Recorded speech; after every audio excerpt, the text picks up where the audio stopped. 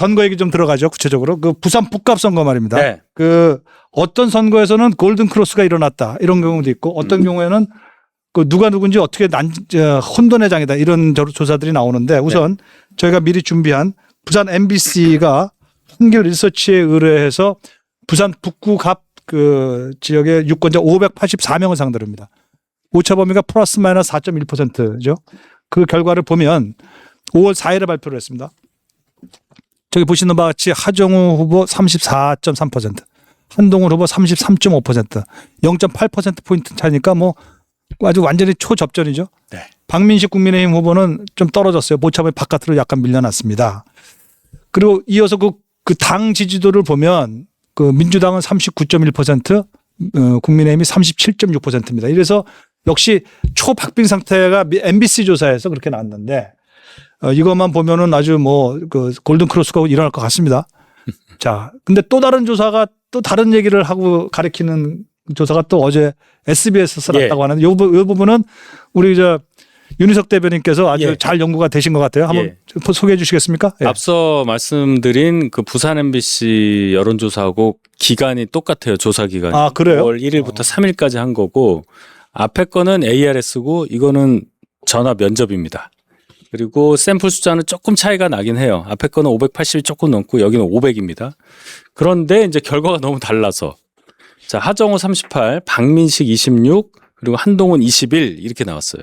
그러니까 아까 조사에서는 하정우와 한동훈이 거의 비슷하고 박민식 후보의 수치는 한동훈 후보보다 12%포인트 차이가 날 정도로 오차범위 바깥으로 많이 떨어졌었는데 이번 거는 이제 순서도 바뀌어버리고 역으로 하정우와 한동훈의 거리차가 굉장히 많이 나버리는 이런 게 나왔단 말이죠. 그럼 왜 이런 결과가 나왔느냐 이런 생각을 또 밤새도록 하지 않았겠습니까?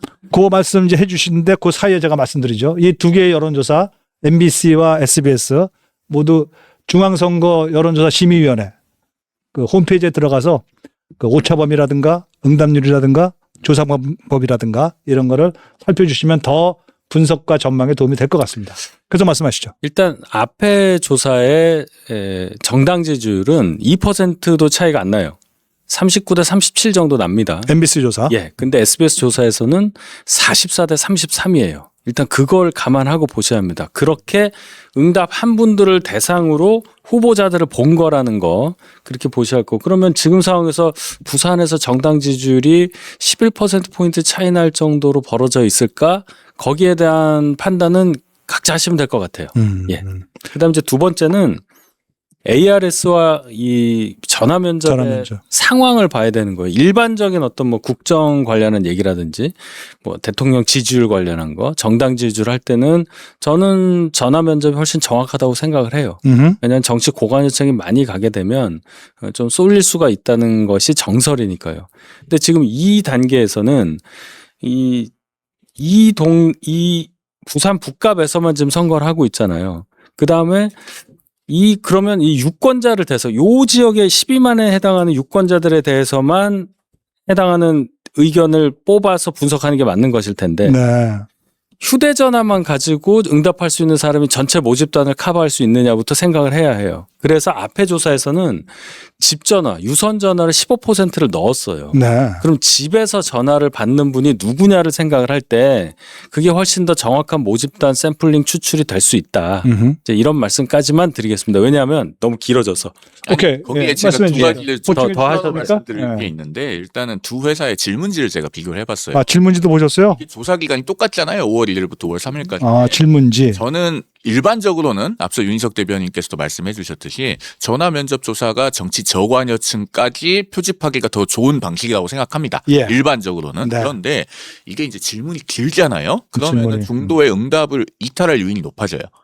그 부산 MBC가 한길 리서치에 의뢰한 조사는 질문이 딱 7개거든요. 그렇습니까? 그런데 SBS 입소스 조사는 기본 질문 12개에다가 마지막에 통계 처리를 위해서 뭐 정치 성향 물어보고 그 뭐 경제적 수준을 물어봤던가요? 뭐 그런 것들까지 물어봐서 총 질문 15개예요. 그럼 이게 실제로 그런 전화 면접 조사를 받아보신 분들은 알겠지만 굉장히 길어요. 아, 질문 방식의 차이가 있군요. 그러면 이제 여기에 인내심을 갖고 끝까지 응답하는 분들은 어느 정도 정치 고관여층의 가능성이 높고 그러면은 정치 저관여층으로부터 상당히 호감이나 어떤 그 잠재적 지지를 확보하고 있는 후보는 그 여론조사에서 조금 더 결과가 불리하게 나올 수도 있다. 이런 점까지 하나 더 짚어드립니다. 여론조사 지금 상반된 그 전망을 가리키는 2개의 조사가 나왔습니다. 같은 날 조사인데 어떻게 그 후에 어떻게 이것이 한쪽으로 수렴되는지 한번 지켜봐야 되겠습니다.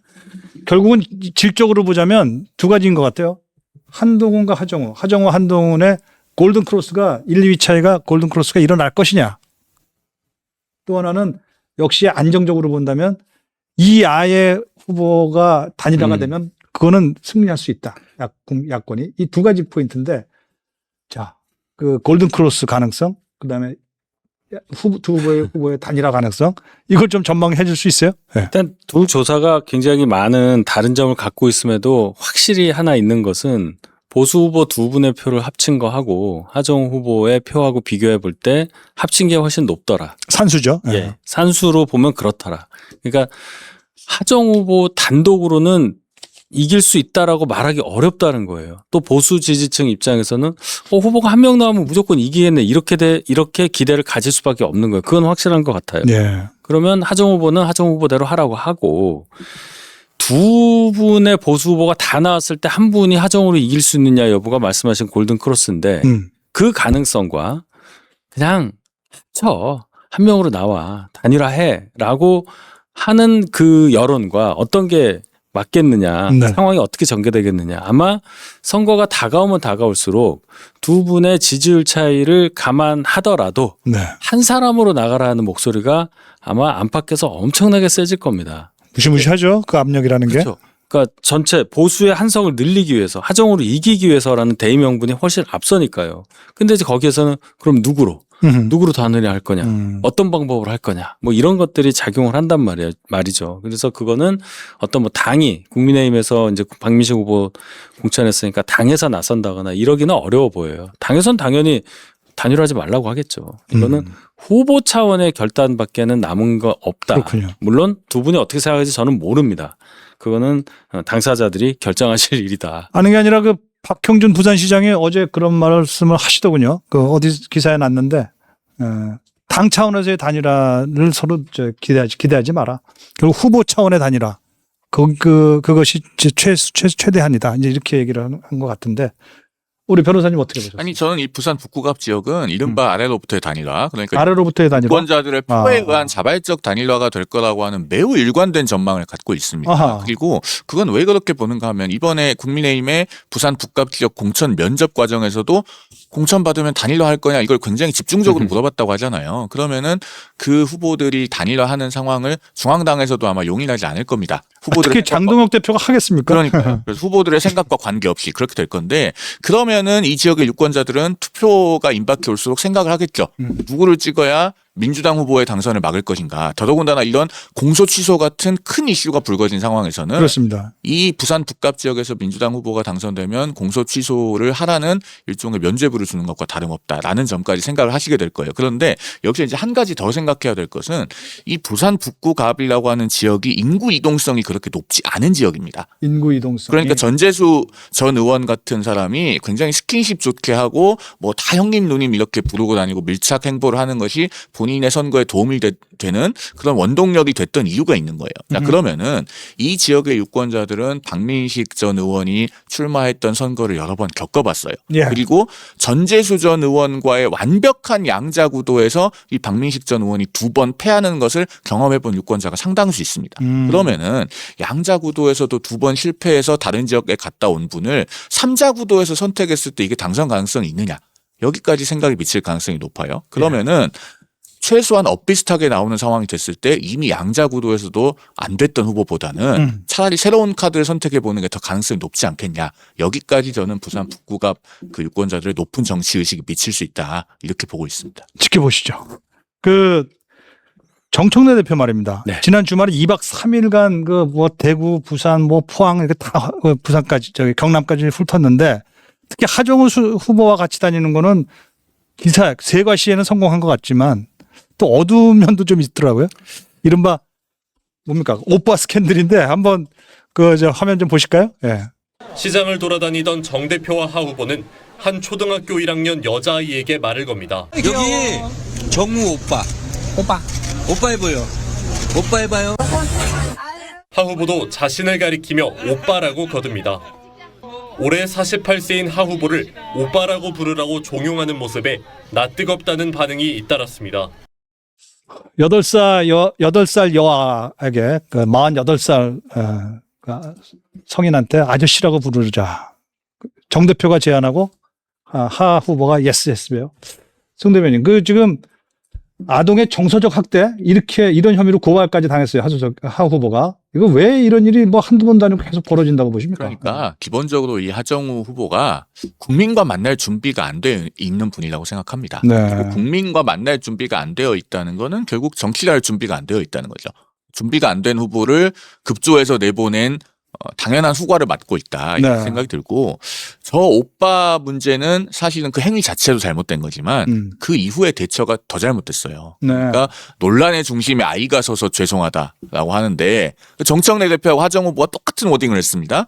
그런데 사실 논란의 중심에 있는 것은 정청래 대표 하정 후보죠. 그다음에 그러네요. 때리는 시어머니보다 말리는 시누이가 더 밉다고 아하. 지금 민주당이 이 사안과 관련해서 그 잘못된 젠더 의식을 아주 적나라하게 드러내고 있어요.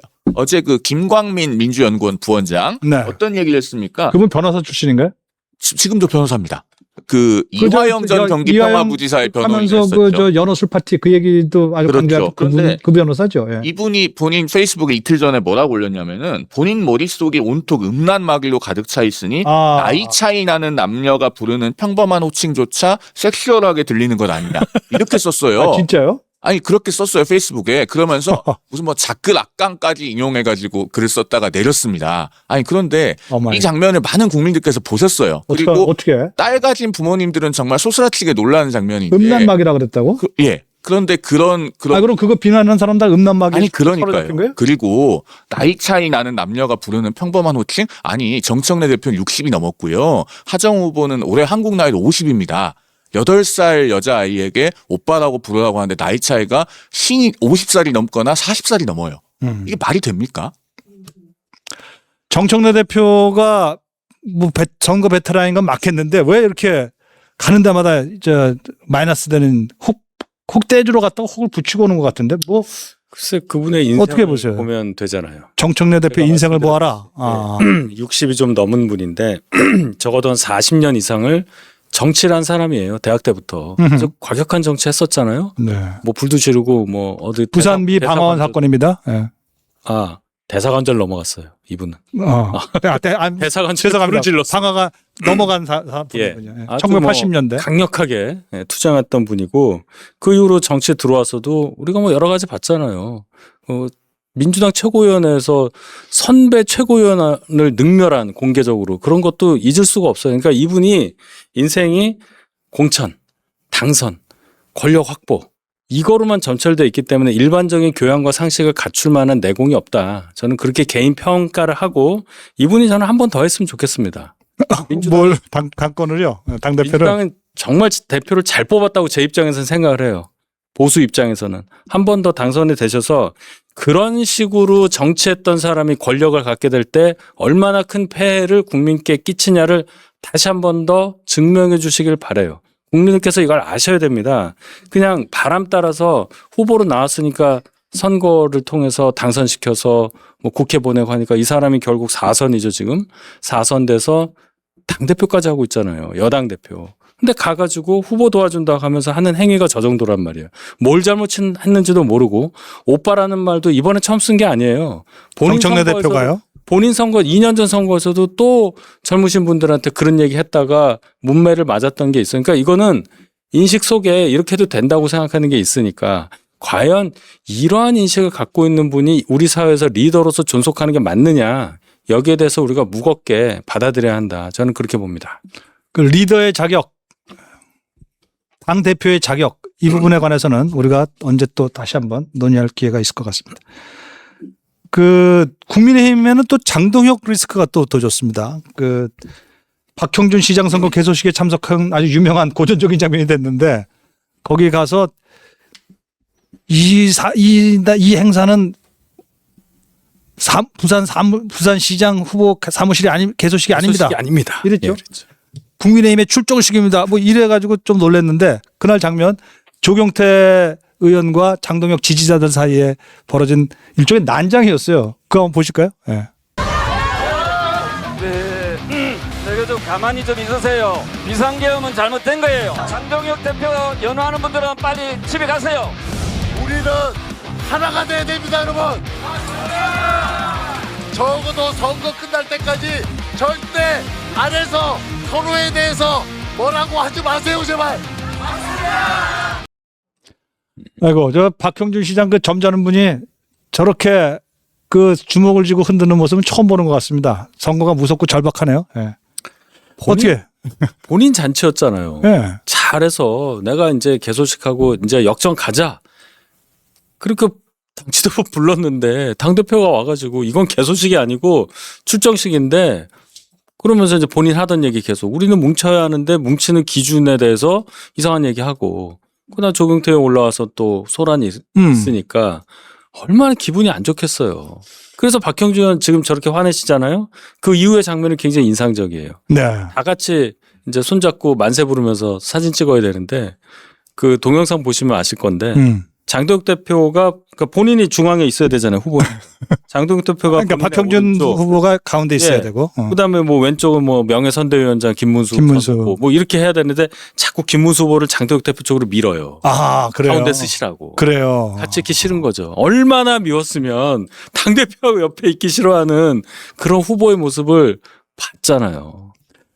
장동혁 대표님 그 방미 거짓말 논란인가? 그것 때문에 잠깐 잊었는데 다시 또 살아나는 것 같은데 이번에 또 윤 어게인 공천 리스크 이런 게 또 진행이 되고 있는 것 같은데 예를 들어 그 어디입니까 충남의 공주 부여청양 부여청양의 그 정진석 대통령 비서실장입니다. 그분 제가 개인적으로 너무 잘 알기 때문에 개인적으로는 좀 미안하지만 그래도 되는 겁니까? 근데 문제는 그게 왜 결정이 왜 빨리 안 나요? 정리가 안 되고 있어요. 그러니까 어떻게 보세요? 그 부분에 대해서는 지금 결정이 빨리 안 되면서 박성훈 수석 대변인이 무슨 얘기를 했냐면은 지방선거에 도움이 되는 방향이라는 얘기를 했어요. 지방선거에 그 워딩이 지방선거와 보궐선거가 아닙니다. 지방선거라고 되어 있기 때문에 제가 봤을 때는 정진석 전 실장이 공천이 안 될 수도 있다. 윤리위가 제때 열리지 못하고 있는 걸로 못하고 봐도, 있죠. 그렇죠. 그 점을 봐도 공천이 안 될 수도 있다고 보는데 가장 좋은 방법은 저는 정진석 전 실장께서 이번에는 선당후사 하시는 거라고 생각합니다. 그러니까 설령 본인으로서는 스스로 걷어들인다. 설령 본인으로서는 나는 계엄을 몰랐다라고 하시니까 굉장히 그 억울한 측면이 있다고선 치더라도 지금은 본인이 출마를 하게 되면은 거기에 고도의 정치적 상징성이 부여될 수밖에 없어요. 그런 점을 생각해서 지금 전국의 수많은 그 지방선거 후보자들의 운명이 걸려 있습니다. 이번에는 본인의 결단으로 이 문제를 정리하는 것이 저는 바람직하겠다. 사실 그렇다면 장동혁 대표가 정치력이라는 걸 발휘해서 한번 몰래 만나는 거 그럴 때 써야 되는 거 아닙니까? 좀 물러나 주시라. 이런 거 못할까? 네? 장동혁 대표도 여기에 직간접적으로 연루가 돼 있다고 봐야 돼요. 어디요? 자, 우리는 지금 정진석 전 비서실장이 박덕흠 공관위원장이랑 사돈이다.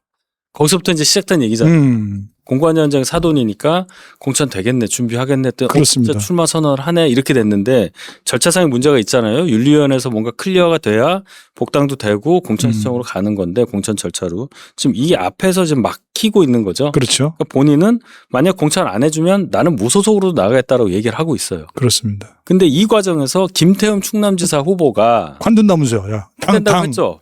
탈당하겠다.